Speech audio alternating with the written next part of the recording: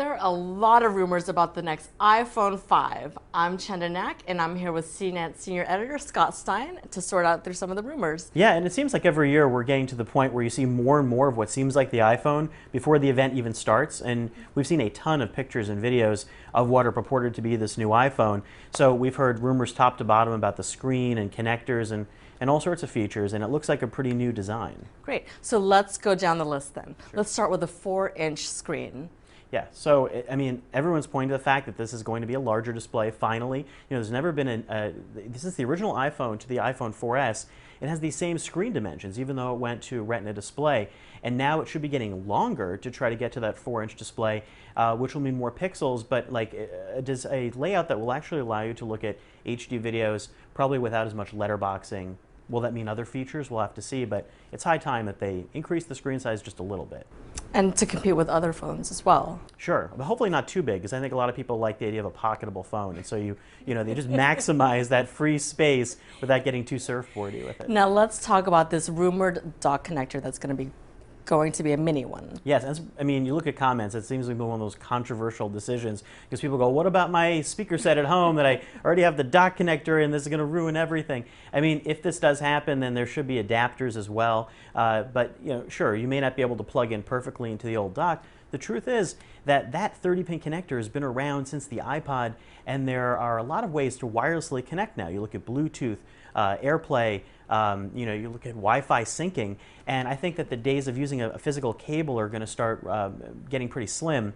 And speaking of slim, if you can make that a really tiny cable, maybe micro USB compatible, it's a good idea in the long run for all iOS devices.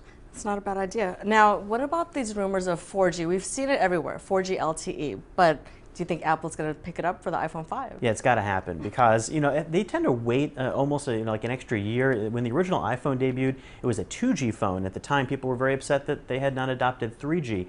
And I think similarly now, a lot of phones are 4G LTE, and Apple actually already pulled the trigger on the iPad by making it 4G back in the spring, and it was a big success. And not only was it very fast on its data access, but the battery life turned out to be really great. And I think that's the key for a lot of people, is can you get the battery life up to snuff? I mean, there's a good chance that the new iPhone design was probably about getting great battery life on 4G. Right.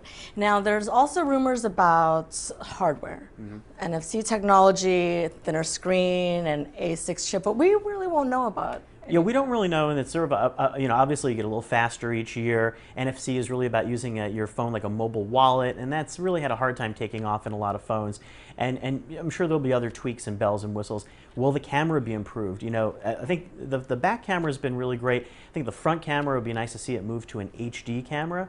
That could be a shift that we see in this one. It's so interesting because every time there's an iPhone 5 rumor, immediately people start talking about the iPad mini as well. Yes. What are your thoughts on that? The rumors just won't go away on this, and it sounds very likely that you're going to see an iPad mini this holiday season.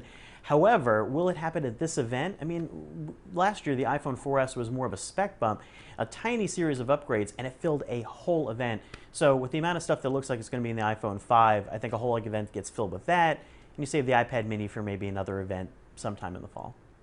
Well, we'll find out on Wednesday. CNET will be live blogging the event. Scott will actually be there, so make sure to follow him on Twitter at JetScott.